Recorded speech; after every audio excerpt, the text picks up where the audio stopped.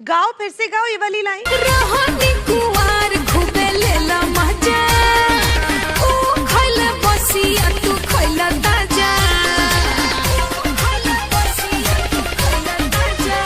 हाय रहनी कुंवार खूबे लेला मजा, ओ खइला बसिया तू खइला ताजा।